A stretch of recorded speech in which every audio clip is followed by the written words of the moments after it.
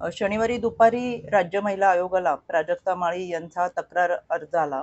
यामध्ये त्यांनी गेल्या 1.5-2 महिन्यामध्ये वेगवेगळ्या यूट्यूब्स असतील, त्याचबरोबर पेज असतील आणि काही अश्लील आणि अश्लाघ्य भाषेमधले कमेंट्स असतील, याची नोंद करत राज्य महिला आयोगाकडे तक्रार दिली आणि त्यामध्ये सांगितलं की या तक्रारींमुळे आणि ज्या पद्धतीच्या कमेंट्स केले त्याच्यामुळे त्यांच्या वैयक्तिक आयुष्यावरती, त्यांच्या करिअरवरती त्याचा परिणाम तर होतोच आहे.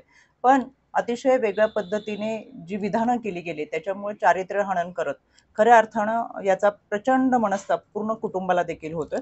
आणि याचबरोबर गेल्या काही दिवसापूर्वी बीडमध्ये आमदार सुरेश धस यांनी सुद्धा जाहीररित्या वक्तव्य केलं होतं आणि त्यामुळे त्यांचं वक्तव्य आल्यानंतर हजारो पोस्ट आणि वेगवेगळ्या यूट्यूब चॅनल्सने केलेल्या बातम्या ह्या अतिशय वेदनादायक आहेत आणि त्या चारित्र्यहनन करणाऱ्या, बदनाम करणाऱ्या आहेत.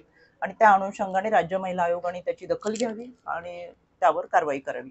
अशा स्वरूपाचा तक्रार अर्ज हा राज्य महिला आयोगाला प्राप्त झाला होता.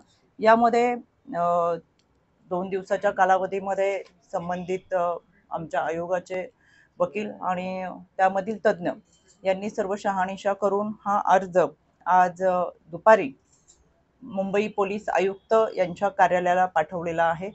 त्याचबरोबर त्याची एक प्रत बीड पोलीस अधीक्षक व सायबर क्राईम यांना देखील पाठवलेला आहे. सायबरच्या माध्यमातून त्यांच्यावरती केले गेलेल्या अश्लील आणि अश्लाघ्य विधानांची चाचपणी व्हावी आणि त्यावरती कारवाई व्हावी.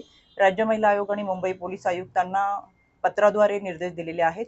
संबंधित तक्रार अर्जाची आणि घटनेची चौकशी करावी आणि त्या अनुषंगाने कारवाई करून